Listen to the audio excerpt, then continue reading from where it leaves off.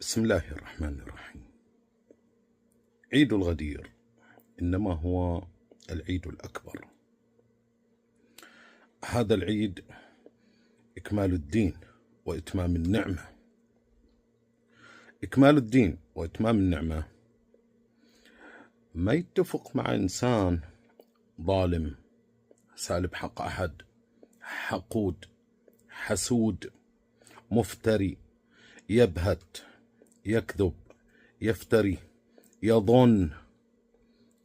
هذا ليس من الدين، وهذه ليست إتمام نعمة، هذه نقمة. فاحذر أن تكون ظالم لأحد، مستهين بحق أحد، سالب حق أحد، وجاي تسوي فيها إتمام نعمة وأخيتك في الله.